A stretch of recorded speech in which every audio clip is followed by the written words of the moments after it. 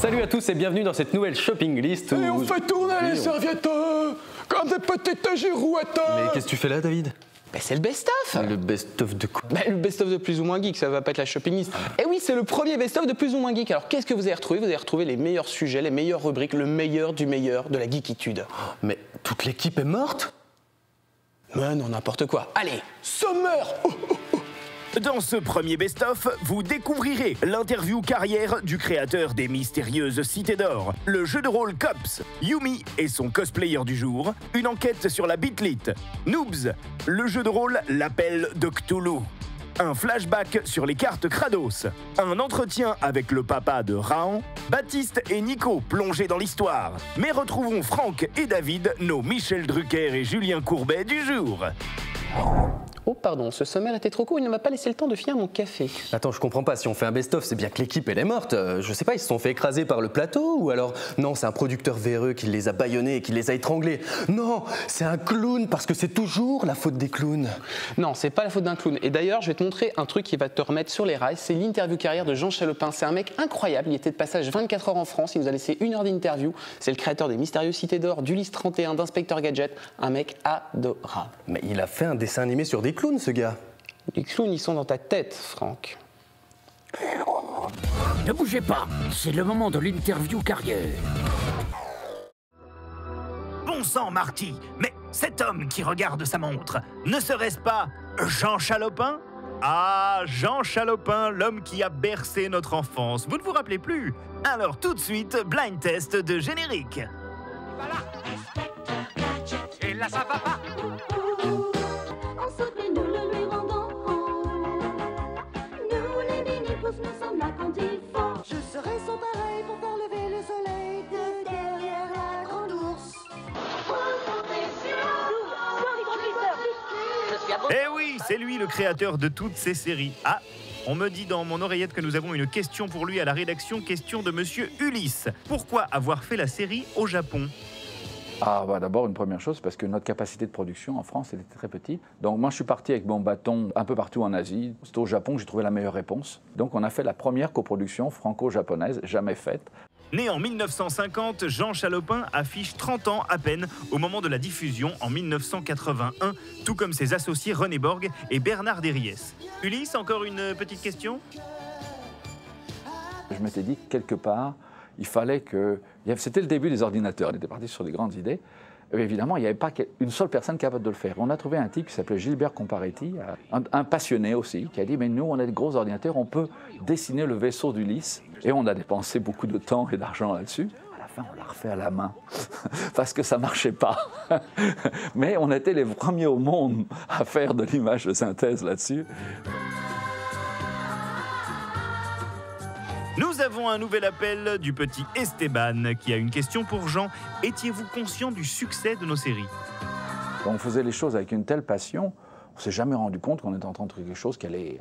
Je peux vous dire d'ailleurs que les Cités d'Or, aucune télévision française n'en voulait. Aucune n'en voulait. Parce que c'était « Oh, les feuilletons, ça ne marchera jamais. Personne n'aimera ça. » Les diffuseurs ont des idées préconçues. Et finalement, ça s'est prouvé absolument le contraire. Les Cités d'Or était un succès extraordinaire. On l'a fait sans aucun critère, sans aucune idée préconçue. On n'a pas écouté les psychologues, on n'a pas écouté les marchands de jouets. On a fait ce qu'on a voulu faire avec notre cœur. Et c'est peut-être pour ça que ça marche. Est-ce qu'on peut me passer une autre question pour Jean Chalopin, s'il vous plaît? Ah, une question de monsieur Gadget. Alors, go Gadget aux questions. Comment suis-je né? Donc, quand il est arrivé, Andy nous a regardé, écoutez comme ça, il a dit « Mais il faut penser au merchandising, il faut penser aux jouets. Alors, il faudrait faire quelque chose qui puisse être un jouet. » On a fait 2 aventures, maintenant il faut faire de la comédie. Alors on est parti sur l'idée de la comédie. Et l'idée c'était vraiment de faire un mélange de Million Dollar Man, comme on dit, l'homme d'1 million de dollars, je ne sais pas comment ça s'appelait à l'époque, ce personnage qui se régénère tout seul, etc. Un mélange de Clouseau dedans, qui était vraiment ce flic qui a une chance extraordinaire, mais qui se trompe tout le temps. Et Get Smart, c'est-à-dire Max la menace. Et on a secoué tout ça plus rajouter des jouets, et Gadget est sorti de ça. Mais qui se cache derrière le Dr Gang? Et Disney a pris la liberté de révéler le personnage de Dr Gang. Malheureusement, on n'est pas forcément d'accord sur la révélation. Qui est vraiment Dr Gang? Est-ce que c'est un personnage qu'on connaît? Est-ce que c'est Gadget lui-même? Est-ce que la double face de Gadget, c'est peut-être intéressant comme idée. Est-ce que c'est son chef? Est-ce que c'est quelqu'un d'autre? Est-ce que c'est un vrai méchant? Je ne sais pas. Mais Jean Chalopin, c'est aussi les Diplodos, les Mini-Pouces. D'ailleurs, le petit Eric m'envoie une question pour Jean. Comment avons-nous vu le jour? Notre première rencontre était avec un monsieur qui s'appelait Squire Rochnell et il était basé à New York. Il nous a dit, voilà, il nous a balancé un petit livre qui s'appelait The Borrower, les emprunteurs en français. Si vous revenez avec un bon concept, je vous donne un premier pilote à faire. Le jour fatidique arrive, j'éternue, j'ai les yeux qui pleurent, tout l'avion, je dis, oh là là, c'est la chance de notre vie et je vais arriver terrible là-dessus. Donc tout le monde est là pour notre présentation. Et je me lève, je commence à dire, eh bien voilà, les Littles, et je m'endors debout. Avec l'effet de 5 contacts, je m'endors debout. Mais saviez-vous que la série Coup de cœur de Jean, son bébé, est aussi son œuvre maudite, Le Maître des Bottes, à découvrir de toute urgence? Pour moi, c'est une des meilleures séries que j'ai produites.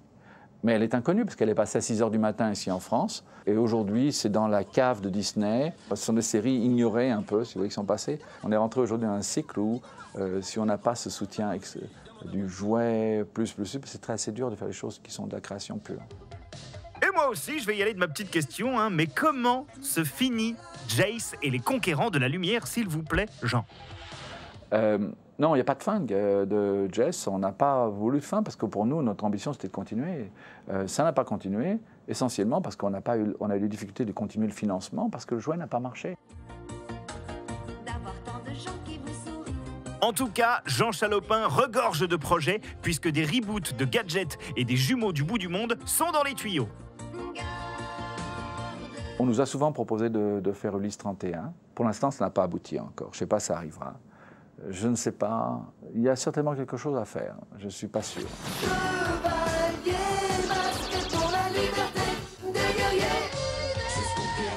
En tout cas, les petits et les grands seront ravis d'apprendre le retour des Cités d'Or en 2012.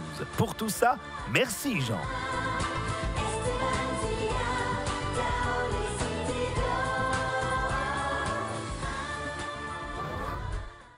Franck, personne n'est mort puisque je suis là. Touche, touche, ça c'est du dur, touche pas trop bas, je suis vivant.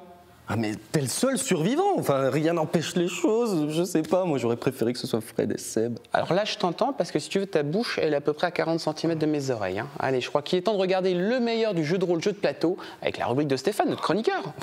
Stéphane, il va me manquer avec sa voix. Bonjour et bienvenue dans la rubrique jeu de rôle, jeu de plateau. Et la chronique qu'on va voir, c'est Cops. Oh, je vais lancer un dé pour savoir combien je suis triste. Rubrique jeu de rôle avec Stéphane. Bienvenue dans la rubrique jeu de rôle, jeu de plateau. 2 joueurs sont disponibles pour épauler le maître de jeu et réaliser la chronique ce soir. Ça tombe bien parce que 2 joueurs, c'est le nombre parfait pour jouer à Cops, une merveille de création française qui date de 2002. Dans Cops, les joueurs incarnent des flics dans le Los Angeles de 2030, façon The Shield ou Esprit criminel, façon L'Arme fatale ou LA Confidential. Tout dépendra de leurs actions, comme dans n'importe quel jeu de rôle. On rejoint la partie in media res. Le meneur de jeu est en train de décrire une scène de crime sur laquelle les personnages des joueurs ont été appelés. Florian joue un vétéran de la crime, du genre physique. Il se tient bien droit quand il parle pour son personnage et on voit qu'il a pris les choses en main. On le voit là actuellement en train de harceler le MJ de questions.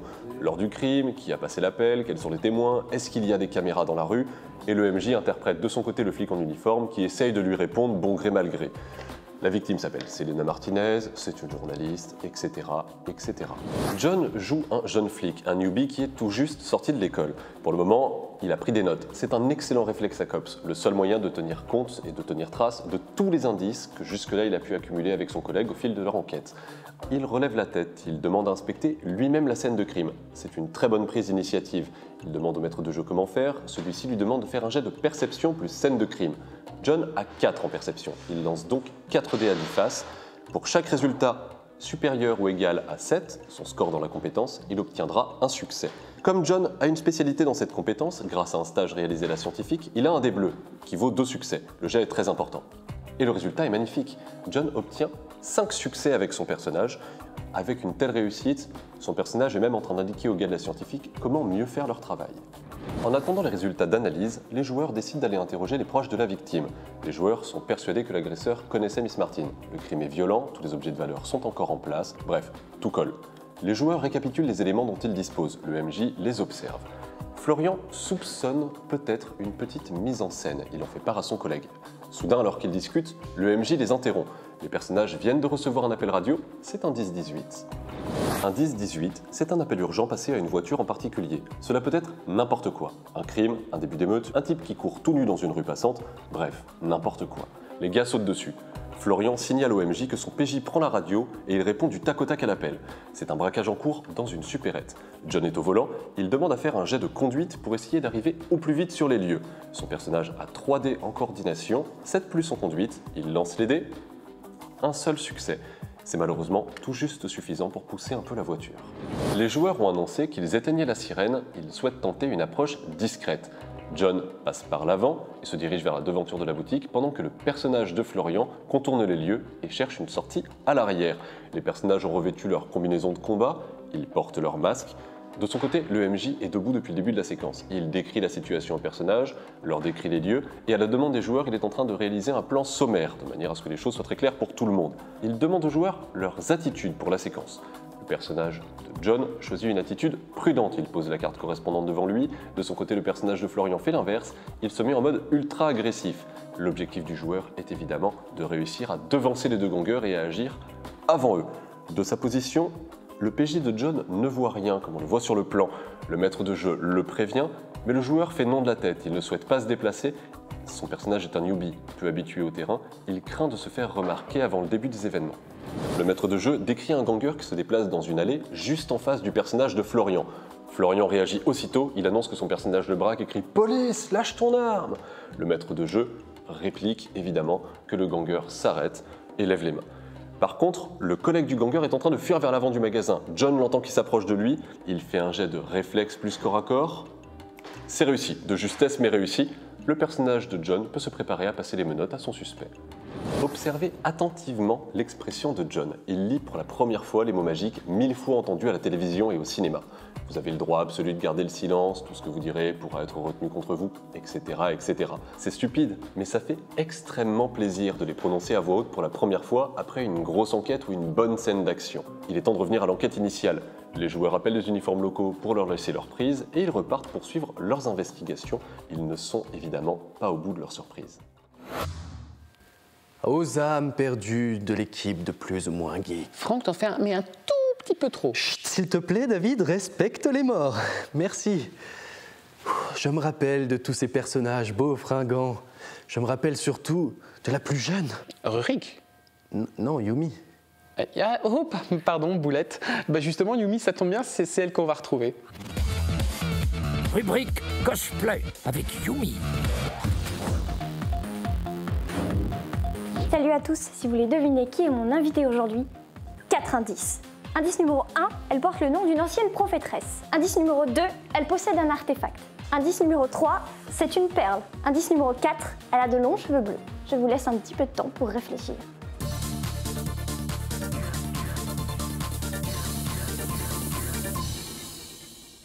Bonjour. Bonjour. Comment est-ce que je dois t'appeler déjà? Lynn. Lynn, qu'est-ce que tu fais dans la vie de tous les jours? Je suis étudiante en informatique, j'ai eu mon diplôme l'année dernière. D'accord. Je pense qu'il est maintenant temps de découvrir son identité secrète.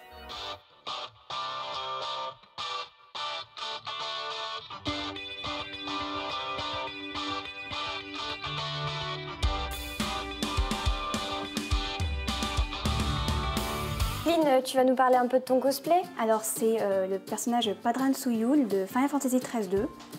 C'est un personnage assez récent, parce que le jeu est sorti il n'y a pas très longtemps. Et tout le long, j'ai essayé de comprendre un peu le personnage, qui m'intriguait énormément.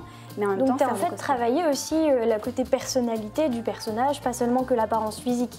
Oui, il faut savoir qu'en convention, on aime bien être dans la peau du personnage.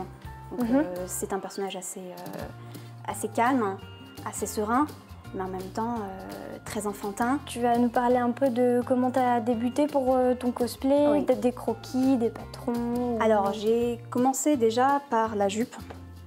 la jupe parce que elle m'évoquait en fait les tuniques de patinage que faisait ma mère pour ma grande sœur. Et donc, dès que j'ai vu la jupe, j'ai dit je vais prendre du lycra parce que c'est fluide. Donc j'ai essayé de regarder comment elle était faite. Alors j'ai utilisé en fait ce qu'on appelle le logiciel Xena Lara parce que ça permet de tourner autour du personnage en 3D en ayant le modèle du jeu. Donc tu avais déjà un patron, tu l'as repris? J'ai pas, en fait non, justement, je refais mes patrons moi-même à chaque fois. J'ai eu l'idée de refaire en fait un short en dessous, pour que ce soit plus pratique. D'accord, donc pour le haut par contre, tu as utilisé le même tissu ou tu as changé? J'ai utilisé un tissu un peu plus fin, mais doublé de lycra, en fait, pour avoir justement cette opacité, pour pas qu'on voit à travers. Les bracelets, eux, sont faits en pâte Fimo, donc je les ai toutes faites à la main, une par une. Et j'en ai fait énormément. Il fallait absolument que la même séquence de couleurs soit au même endroit. Je voulais vraiment respecter la séquence de couleurs. D'accord. Et au niveau de l'accessoire en coiffe, oui. Donc c'est plusieurs matières différentes ou... Alors, oui. Alors, ces petits détails d'ailleurs sont faits en, vous allez rire, en papier d'aluminium alimentaire. En papier d'aluminium alimentaire. Je les ai modelés et je les ai collés, tout simplement, pour pouvoir donner ce petit relief. Au niveau juste des attaches, donc tu as mis un serre-tête transparent, c'est ça? Voilà. En fait, ce qui se passe, c'est que je ne pouvais pas me permettre de ne pas mettre de serre-tête parce que c'est vraiment très très lourd. Donc là, le serre-tête me permet de le garder bien sur la tête. Et si j'ai pas voulu directement coller le serre-tête, c'est parce que si un de serre-tête se casse, si j'en ai un de rechange, je peux le changer. Plutôt pratique dans les conventions si tu casses. Je suis très prévoyante, c'est pour ça. On n'a pas bien vu derrière, mais il y a quand même une partie en fourrure. La partie en fourrure, oui. Alors cette partie-là, elle est munie de poches. Voilà, c'est la petite astuce aussi convention, c'est quand on a besoin d'avoir des choses sur soi, on aime bien avoir des poches.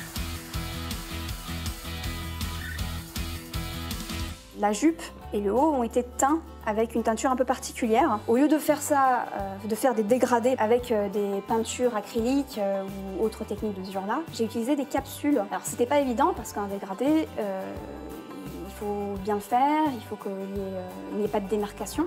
L'astuce pour éviter d'avoir des démarcations, c'est quand on sort du bain, prendre une brosse avec un peu de savon et frotter dans ce sens-là pour pouvoir casser en fait la ligne qui peut se former. Donc il faut quand même beaucoup de temps si on veut faire un dégradé de couleur, c'est ça? Voilà, exactement. Avec ce genre de matière du moins.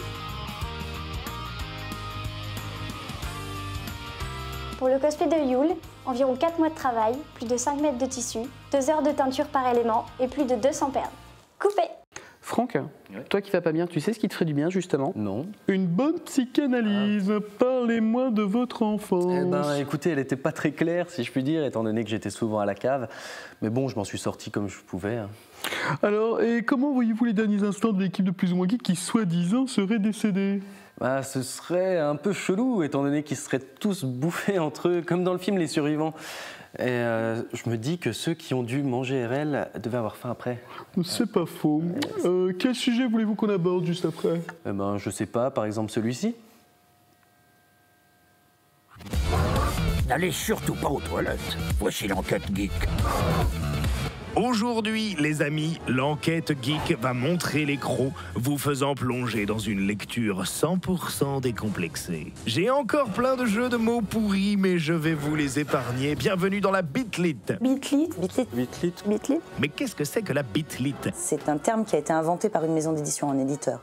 Donc, l'urban fantasy, sont les anglo-saxons qui ont inventé ce genre littéraire. Mais c'est vrai qu'on dit aussi bitlit, qui est le terme plus utilisé en France, en fait, qui, je pense, est peut-être plus effectivement parlant, puisque ça vient effectivement ça veut dire vraiment littérature de mordu, quoi. C'est simplement de la littérature pour filles, avec des créatures surnaturelles comme les vampires, les loups-garous, enfin tout ce qui mord, quoi. La bitlit, c'est certes un genre littéraire, en tout cas c'est le nom que nous avons voulu donner chez Milady à ce genre littéraire, mais c'est aussi évidemment les séries télé, le cinéma. La bitlit, ça recoupe beaucoup de choses, c'est-à-dire la paranormal romance, l'urban fantasy, etc. Il n'y a pas que des vampires, on a d'autres créatures qui arrivent, c'est vrai qu'on a, maintenant on connaît, on a les anges, mais il ne faut pas oublier aussi les zombies, voilà, il y a tout un bestiaire. Un bestiaire en pleine expansion, puisqu'aux États-Unis, les meilleures ventes s'écoulent à 500 000 exemplaires, les Françaises commencent à arriver à 80 000. Et ce n'est pas pour me déplaire, ces sorcières sexy, ces loups-garous poilus. On s'est lancé dans la Beat-Lit quand on s'est rendu compte qu'il se passait quelque chose aux États-Unis. Et on s'est aperçu à peu près au milieu des années 2000 qu'il y avait cette tendance très forte aux États-Unis qui mêlait globalement pas mal d'influences, en particulier celle de la série télé Buffy. Mais quel est le profil des lecteurs? Le profil des lecteurs de Beat-Lit, il est très majoritairement féminin, ça c'est sûr. C'est difficile de donner un chiffre, mais on est facilement à 90%. Parce que la Beat-Lit, c'est un genre écrit par les femmes, lu par les femmes et dont les protagonistes sont des femmes. Ça plaît pas mal aux hommes aussi.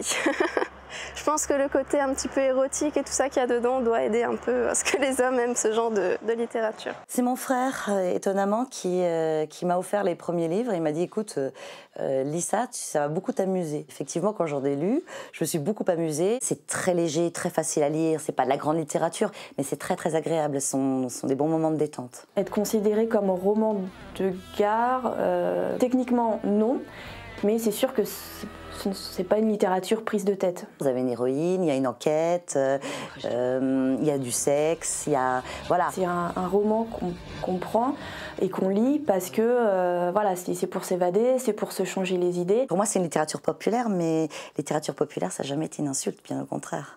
La Beat-Lit, c'est une littérature sans prise de tête, digne héritière des romans de gare. Un genre en pleine expansion qui s'affiche dans tous les rayons des librairies. À la base, c'est plus des héroïnes. Soit elles sont elles-mêmes des êtres surnaturels, soit elles vont se battre contre ou tomber amoureuses, voilà. C'est un petit peu toujours la même trame. Moi, je voulais une héroïne qui ne se pose pas de questions, une héroïne qui soit justement pure et dure et violente, sans remords, sans état d'âme, et qui, elle, au contraire, apprenne l'humanité petit à petit en vivant parmi les humains. Quand je lisais l'urban fantasy, je me disais pourquoi elle se pose autant de questions? De toute façon, il n'y a pas le choix. Voilà, elle n'était pas assez pragmatique. Les héroïnes n'étaient pas assez pragmatiques. Et moi, j'avais envie d'avoir quelqu'un de différent, une héroïne un peu différente. Rebecca Keane, déjà 3 volumes à succès avec Traqué, Pacte de sang, Potion macabre et plein d'autres devraient suivre. Quelles sont les œuvres idéales pour celui ou celle qui voudrait se plonger dans la nouvelle littérature? Moi, ce que je conseille, et ce que j'ai déjà conseillé à plusieurs amis, les classiques du genre. On a effectivement un auteur comme Laurel K. Hamilton, avec Mary Gentry ou Anita Blake. Anita Blake, je pense. Je reste là-dessus. Comme dit, c'est elle qui m'a fait découvrir la Beat-Lit. Et puis, ouais, je trouve que ça correspond vraiment bien au genre. On a aussi La Communauté du Sud, qui est peut-être plus... C'est vrai que plus accessible pour les novices parce que c'est une écriture assez accrocheur. On peut aussi lire Rebecca Keane, qui est le premier succès français de Beat-Lit. C'est vrai que c'est intéressant de voir comment une Française s'est emparée finalement des codes du genre. Les personnes qui ont vraiment créé l'urban fantasy, c'est Laurel K. Hamilton et Kim Harrison. À peu près à la même époque aux États-Unis. Elles ont défini les bases. Et tous les auteurs qui ont travaillé par la suite l'urban fantasy se sont fixés sur leur base à elles. Patricia Briggs, J.R. Ward, Janine Frost, c'est des tirages qui flirtent assez facilement avec les 20 000 exemplaires. On peut gager que les auteurs de Beat-Lit francophones vont être de plus en plus nombreuses et de plus en plus présentes et de mieux en mieux représentées par l'édition. L'urban fantasy commence à acquérir ses lettres de noblesse. On va envahir les Américains, j'espère. Je croise les doigts incessamment sous peu. Car les discussions sont bien entamées pour voir Rebecca Keane traduite au pays de l'oncle Sam.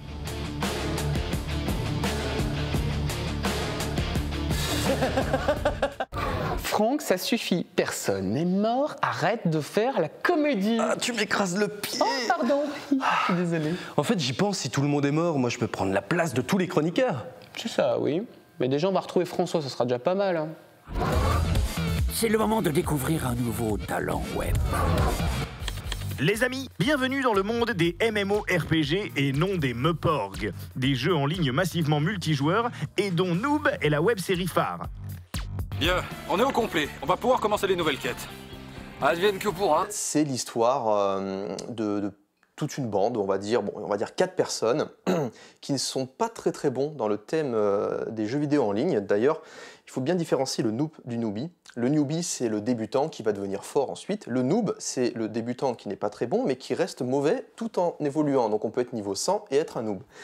Et donc, ce sont des gens qui évoluent dans un monde virtuel et qui sont obligés de se supporter parce que c'est un jeu dans lequel il faut s'entraider pour évoluer. L'effet de surprise a fonctionné. Bon, dès qu'il reprend ses esprits, je m'occupe de le tanker. Pendant ce temps-là, Sparadrap, tu me heal. Noob en chiffres. On a dépassé les 30 millions de vues sur notre page. Ça fait une moyenne d'à peu près 330 000 vues par épisode. Au début, ça a été drôle parce que on s'est dit mince, tout ça pour nous, mais qu'est-ce que c'est? Qu'est-ce qui se passe? Nous, ça fonctionne très bien en fait. Ça reste un délire entre potes, mais quand on voit cet engouement auprès des personnes qui le regardent, auprès des fans, je fais mince et tout. Donc ça a bien marché quand même, nous, mais ça marche toujours bien. Quand on est arrivé à 10 000, après, on va dire, 10 jours de sortie, on était aux anges, on franchissait la barre des 10 000, c'était la fête pendant une semaine. Ensuite, on est arrivé à 10 000, mais le soir de la sortie. Aujourd'hui, on fait à peu près 60 000 dans la soirée. On a même atteint une fois 75 000 dans une soirée et on atteint les 100 000 très facilement dans la semaine. Mais ce serait pas Fred et Seb qui nous font des infidélités? Alors peut-être que moi aussi je pourrais jouer dedans. Ah bah non, je ne suis qu'une voix off. Quel a été le déclic pour cette série, les amis? Je pense que c'est les épisodes 12 et 13 de la saison 1. C'était la première fois qu'on montrait un donjon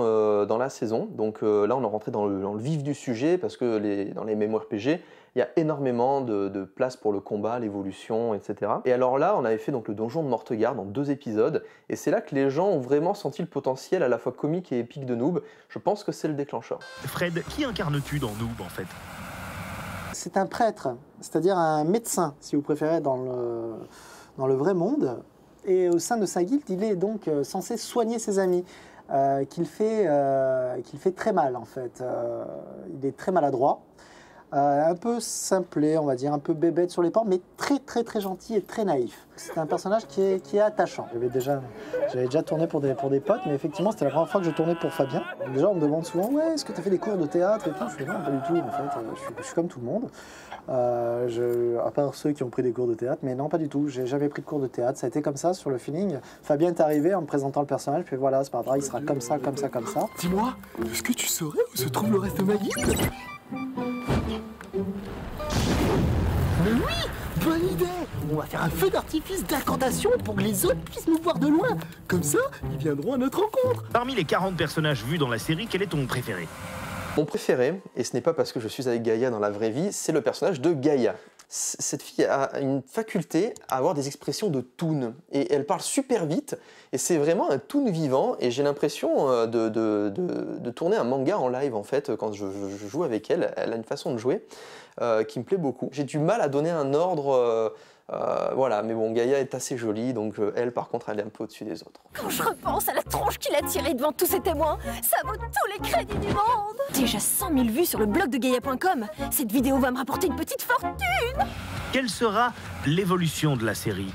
L'évolution, elle est technique, c'est-à-dire qu'au début, on filmait pas en HD, on avait une grosse caméra qui était très agréable, mais un petit peu dépassée quand même. Maintenant, on tourne avec 2 caméras, ce qui permet d'augmenter le nombre de plans et donc d'augmenter le dynamisme des épisodes. Apparue en 2008, la série a connu une jolie évolution visuelle. Oui, et tout cela met en valeur des personnages représentés par leur avatar à l'intérieur du jeu. C'est pour ça qu'ils ont une petite icône au-dessus de la tête.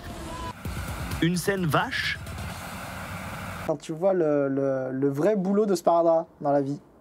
Je suis censé être une star du tennis, donc il a fallu que je fasse des acrobaties, il fallait que je fasse le bête en tapant des balles de tennis, mais c'est pas péjoratif. Quand on est prêt à jouer Sparadrap, on est prêt à tout jouer. Donc du coup, j'ai pas trop de scène vache, non. Quel sera l'avenir de Noob? La saison 5 de Noob, qui sera le grand final du premier cycle, mais depuis la saison 3, j'ai quand même un gros scénario qui est prévu pour le 2e cycle. Si vous êtes addict de la série ou que vous allez le devenir, sachez que vous pouvez prolonger l'aventure grâce à des romans Noob, les 7 tomes de la BD Noob, très bonne vente en librairie ou encore en vous procurant les CD des bandes originales. Noob est fier de l'être. Franck, moi et mon pote Yoshi à la télévision, on se demandait, tu fous quoi? Mais là, je suis en train d'invoquer l'équipe de plus ou moins geek depuis l'au-delà. Alors, il va te falloir un plus gros verre, hein, parce que... Mais non, c'est bon, le spiritisme, on peut tout faire. Allez, vas-y, mets ton doigt. D'accord. Allez, c'est parti. Ferme les yeux. Équipe de plus ou moins geek, êtes-vous là? Le numéro que vous avez demandé n'est pas en service C'est quoi ce délire? Ça veut dire quoi? Ils sont tous morts? Je suis sûr RL va venir me hanter et m'obliger à porter ses lunettes. Ça, c'est dark. Ouais, ça, c'est horrible. Ça, c'est très très méchant. Oh non. Allez, on a 4 minutes 30 pour se reposer en revoyant la rubrique jeu de rôle, jeu de plateau dédié à Cthulhu. J'ai trop peur. Cthulhu. Ça fait peur.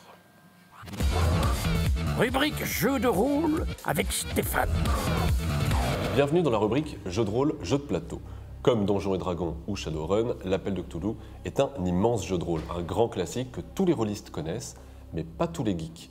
Le jeu est inspiré de l'œuvre d'Howard Philip Lovecraft. Les joueurs y incarnent de vaillants malchanceux qui se retrouvent malgré eux confrontés à des entités cosmiques dont l'éveil pourrait causer la fin de l'humanité. Et comme tous les jeux de rôle, l'histoire y est interactive, elle évolue en fonction des actions des joueurs. Nous rejoignons les joueurs au début d'une nouvelle partie. Leurs personnages ne se connaissent pas et ils sont en train de se présenter l'un à l'autre.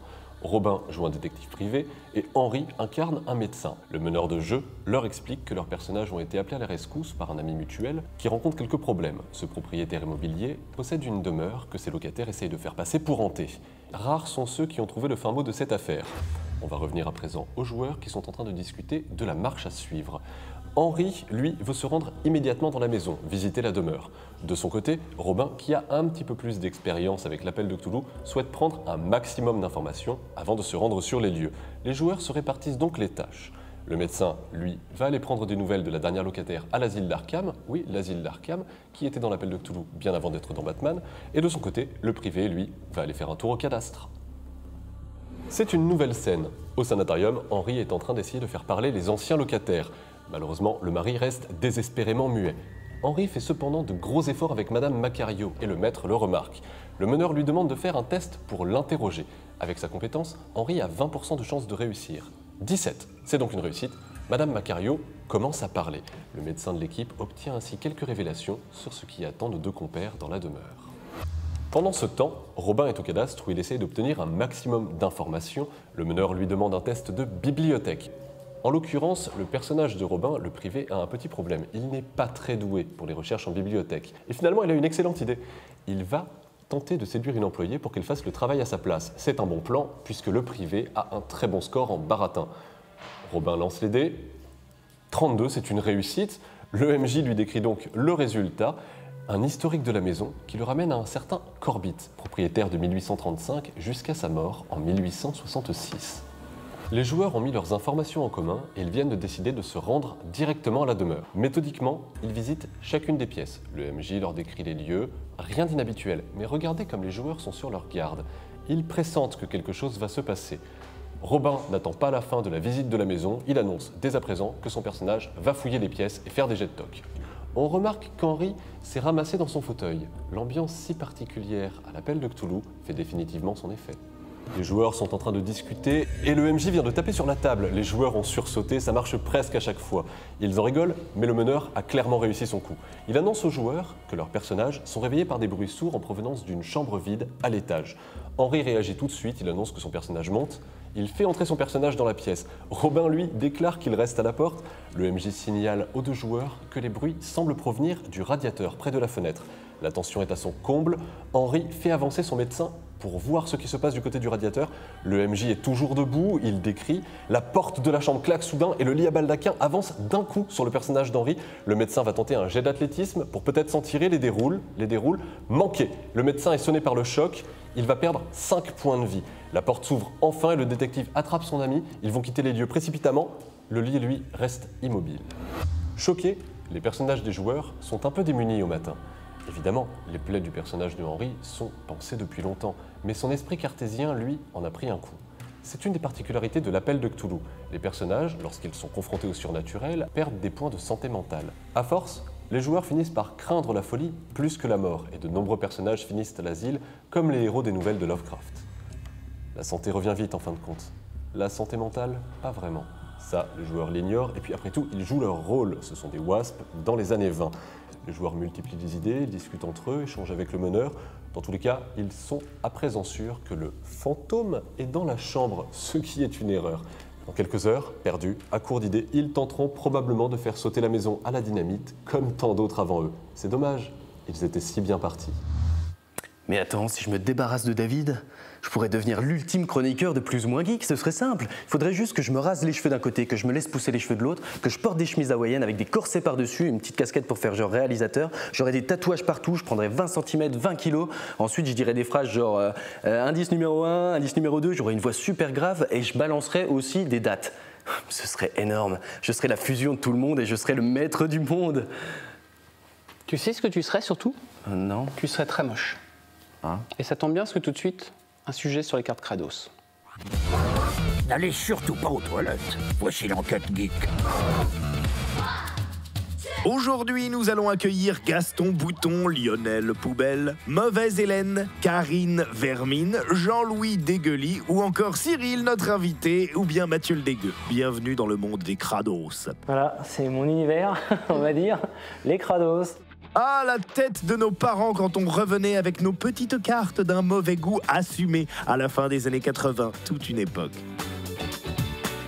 Dans les années 85 à 87, il y a la société Topps Company, qui est une société qui est mondialement connue, surtout pour les cartes de baseball. Et ils ont décidé de faire des cartes autocollantes, des cartes de collection, avec une personne qui les a dessinées, qui s'appelle Art Spiegelman, si je ne dis pas de bêtises, qui a fait une bande dessinée avec une souris dans un camp de concentration. Et il y a un journaliste français qui était situé à New York, Alain Pinto, et qui a vu cette folie furieuse que les enfants avaient, et ses propres enfants avaient ça d'ailleurs, des cartes à foison. Et là, il a senti le bon coup venir et il s'est dit « je vais ramener ça en France, il y a moyen que ça fonctionne ». Et le 23 janvier 89, précisément, d'après les articles que j'ai pu lire, la sortie a été faite en France. Plus qu'un succès, un raz-de-marée noir de Kratos. Tout le monde y trouvera son petit nom détourné. Le prétexte aux États-Unis pour sortir ces cartes-là, ça a été de contrebalancer des poupées qui s'appelaient Cabbage, apparemment. Cabbage Pale Kid, je crois, ou Cabbage Kid. C'était des poupées bêtes. Hein. Donc voilà, ils ont repris le même design, un joufflu, etc. Et ils l'ont adapté. Donc ils ont toujours le même design, plus ou moins dégueulasse, en gros, mais toujours le joufflu. Voilà. Il y a eu un film aussi qui est sorti aux États-Unis. Voilà. Alors, je ne l'ai pas vu. Il est de notoriété publique que c'est un flop et un nanar sans nom. En France, le succès est total. 12 millions de cartes vendues pour l'album numéro 1, 550 000 albums et 23 500 points de vente. C'est quand même pas mal. Le principe, c'est d'avoir l'image la plus dégueu.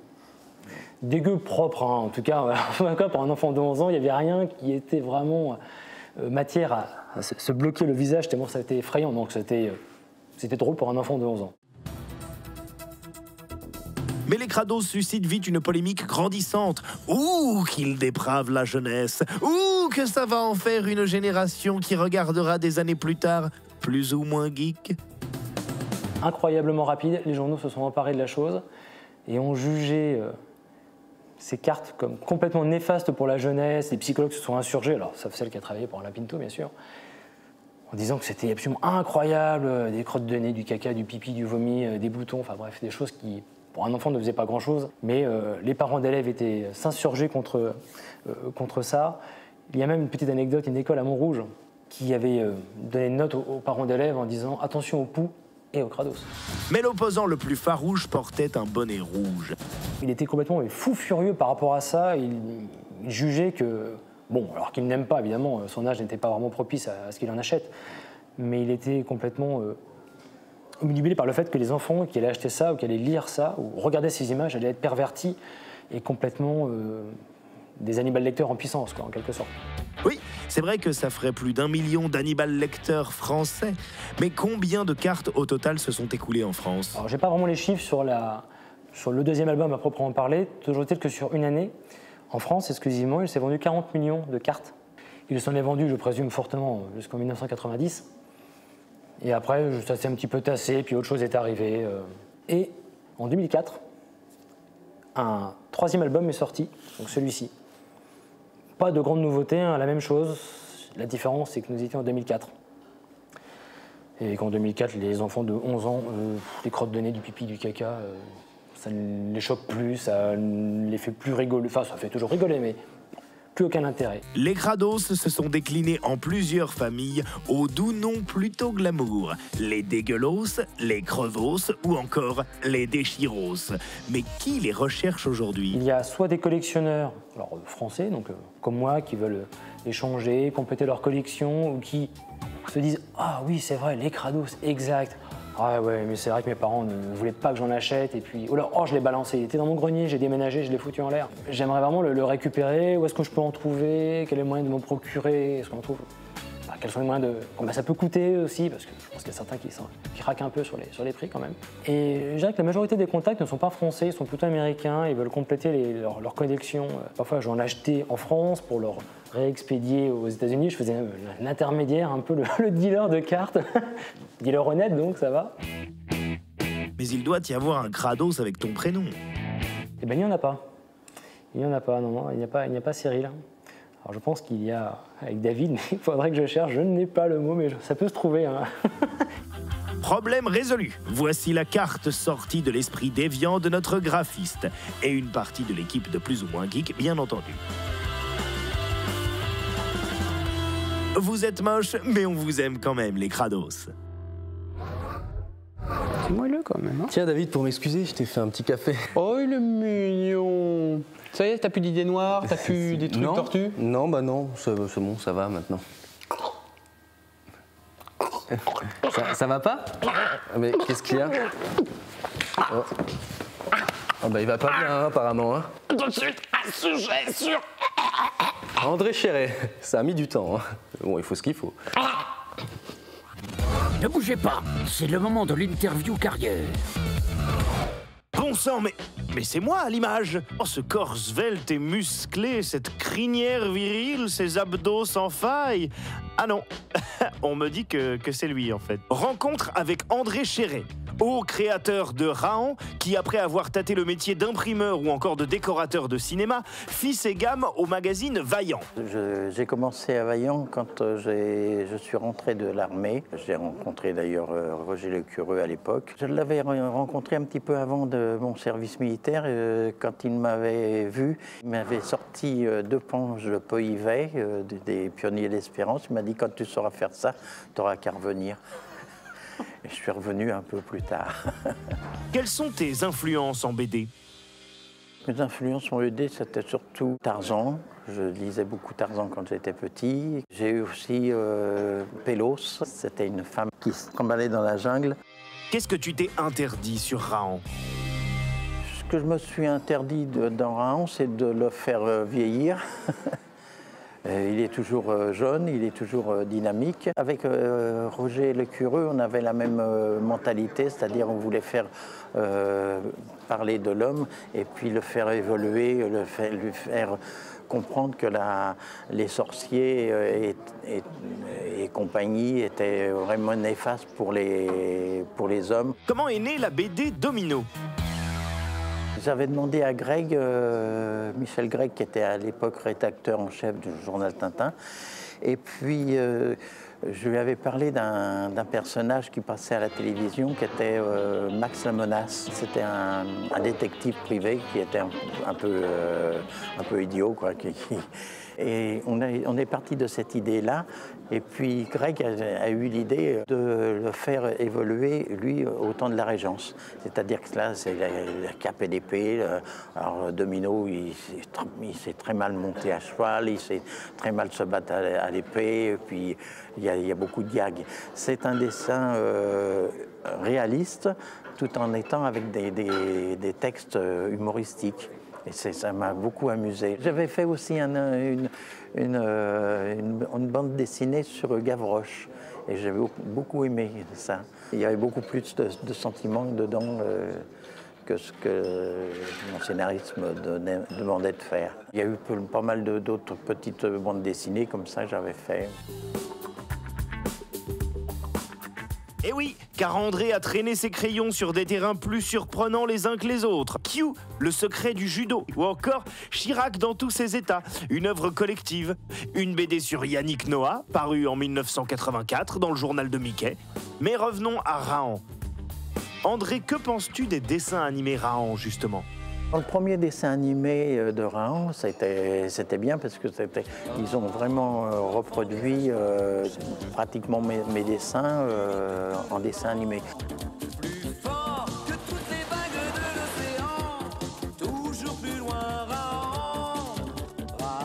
Mais là, on vient de ressortir un dessin animé chez Xilam, mais ce dessin animé ne nous convient pas du tout, ni à Jean-François Lecureux, ni à moi, parce que d'abord, Rahan est habillé, ils l'ont rajeuni, il est manganisé à mort.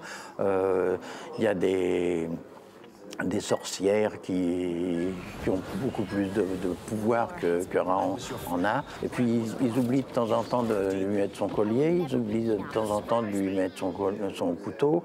Il n'y a plus aucune valeur de Rahan dedans. As-tu déjà pensé à adapter Rahan au cinéma? Ah si. Si, là on est en train d'essayer de négocier avec des producteurs, mais c'est un peu long. Mais ça va venir. Avec Jean-François Lecureux, on va reprendre les choses en main parce qu'on ne veut pas que notre personnage soit dévié de la mentalité qu'il a au départ. Le réalisateur du Pacte des loups, Christophe Gans, avait déjà tenté le coup. Oui, mais il a été un peu trop gourmand et puis il voulait faire un petit peu trop de chabanisme dedans et donc c'est pas du tout le sujet de Rahan. As-tu une technique particulière pour dessiner? Il y a des fois, je fais Rahan à travers l'œil d'une bête ou même de Rahan. C'est une vision que j'ai comme ça. Moi, j'ai jamais fait de cours de dessin, j'ai jamais appris à dessiner, mais c'est cette technique plutôt cinématographique que j'emploie. Et quels sont tes projets pour l'avenir? On sort bientôt un beau livre, c'est Soleil, un gros livre aussi en noir et blanc. C'est une volonté de l'éditeur de faire du noir et blanc pour reprendre un petit peu la mentalité des premiers Rahan qui étaient dans Pif Gadget. Il y a aussi un album qui va sortir en 3D. Bon, alors là, il est en train de se fabriquer. Et puis l'année prochaine, je crois qu'on va faire un album avec Rahan, retourner un petit peu à nos sources, je crois. Rahan, pilier du magazine Pif Gadget pour les plus anciens d'entre vous, n'a donc pas fini de courir en petits shorts, qui, ma foi, me rappelle quelques tentatives personnelles, mais je n'en dirai pas plus, parole de voix off. Ah, qu'est-ce que je suis bien sur ce plateau tout seul. Wow, c'est quoi ce délire? Franck, je suis revenu d'entre les morts pour te hanter. Oh non, mais avec le pire des moyens. C'est quoi? C'est Toto qui voit son père et son non, père pas les blagues de Toto. Pas les blagues de Toto. J'entends pas les blagues de Toto. On va lancer une rubrique Histoire et Nouvelles Technologies tout de suite et on va éviter les blagues de Toto. Merci. Non, s'il te plaît. Rubrique Histoire et Nouvelles Technologies avec Baptiste et Nico. Bonjour patron, on bosse sur quoi aujourd'hui comme sujet? Contact avec les extraterrestres. C'est parti.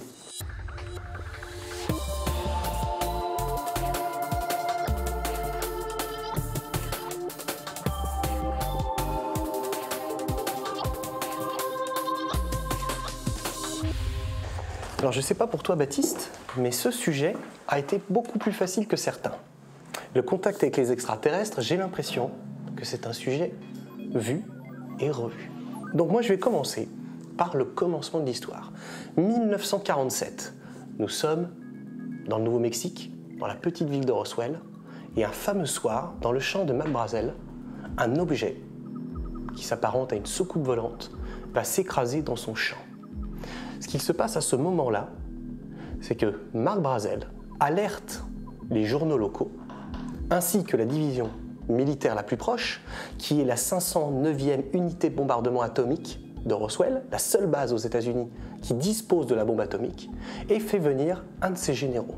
Moi, je pose la question, comment les personnes aussi haut gradées de cette unité ont pu confondre une soucoupe volante avec un ballon-sonde, qui est l'explication officielle de l'armée américaine. Bah moi, patron, dans mes recherches d'un point de vue scientifique, je vais vous parler de grands projets qui permettent de sonder l'espace. Et notamment parler du projet SETI, ou plus communément appelé Grandes Oreilles. Moi, ce que je trouve sympa dans ce projet, même s'il date de 1960, c'est que depuis 1999, il existe un petit logiciel qui s'appelle SETI Atom, que tout un chacun peut installer chez soi, en tant que calculateur faisant partie du grand réseau de traitement de l'information des radiotélescopes du projet. Et j'irais même jusqu'à dire, pour continuer sur le traitement de l'information, qu'il existe un grand projet satellitaire de radiotélescope gigantesque, le plus grand du monde, qui s'appelle SKA, et qui est aujourd'hui en construction entre l'Australie et l'Afrique du Sud. Imaginez la quantité d'informations et la taille du système. Ce projet est en train de se construire. Il permettrait de voir l'univers primordial à 13,7 milliards d'années-lumière et d'en entendre les échos. Alors les petits hommes de mer, s'ils veulent communiquer avec nous, on est prêt à les recevoir. En 1996, au Brésil, à Varginha, une soucoupe volante, un OVNI, objet volant non identifié, s'écrase au Brésil. Que s'est-il passé à Varginha? En tout cas, aujourd'hui, l'Amérique du Sud est le seul continent à l'unanimité à reconnaître officiellement l'existence des OVNI. Et moi, je suis persuadé qu'avec les recherches que j'ai faites, que les extraterrestres, le contact extraterrestre, il faut le regarder sur notre planète et pas là-haut. Pourquoi? Parce que ça revient au même principe que d'aller chercher une aiguille dans une botte de foin que de regarder dans la galaxie. Pour conclure, je me suis dit qu'il fallait que je trouve encore une personnalité, un homme qui représente ce qu'est la vraie recherche sur les extraterrestres.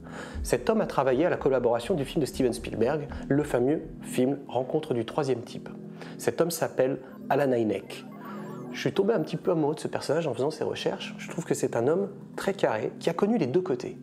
C'est-à-dire qu'à la base, il a été embauché par l'US Air Force, par le gouvernement américain, pour détruire tous les témoignages d'OVNI sans exception. Et après plusieurs années de travail avec eux, il s'est rendu compte qu'une réalité physique existait derrière ce phénomène. Aujourd'hui, Alan Hynek est probablement la personne la plus respectée. Il est décédé malheureusement. Il nous a laissé beaucoup de choses et démontre encore une fois que les extraterrestres, il faut les rechercher sur la Terre, boss, pas dans l'espace. Et pour conclure, patron, je vais vous proposer une petite expérience que vous pouvez faire dès aujourd'hui. Vous pouvez utiliser une boîte de conserve pour sonder le bruit de fond cosmologique et l'analyser directement à partir du projet SETI Atom. C'est une expérience intéressante qui vous permettra par vous-même de déterminer si vous recevez des signaux de provenance extraterrestre. C'est vraiment intéressant toutes ces recherches parce que entre la technique de Baptiste, les recherches et les témoignages et les personnalités qui ont travaillé sur le sujet que j'ai pu ramener sur notre enquête, on a vraiment l'impression que le sujet contact avec les extraterrestres est peut-être le dossier le plus complet de ce XXe siècle. En conclusion, nous espérons que ces informations seront utiles à l'organisation. Oh, c'est horrible, j'ai tué David, qu'est-ce que je vais faire maintenant? Généralement, dans les films, ils font des happy end.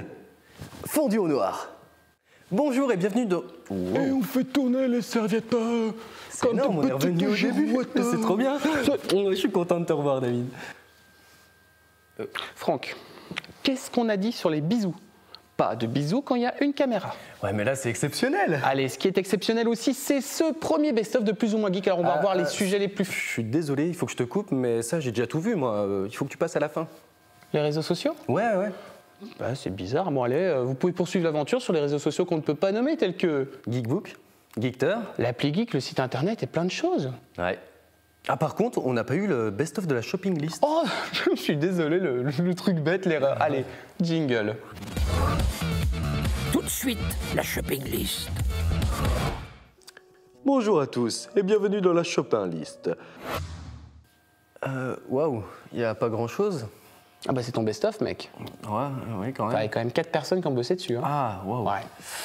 Allez les copains, on se retrouve très bientôt pour une reprise normale de notre émission. Bye bye. Salut.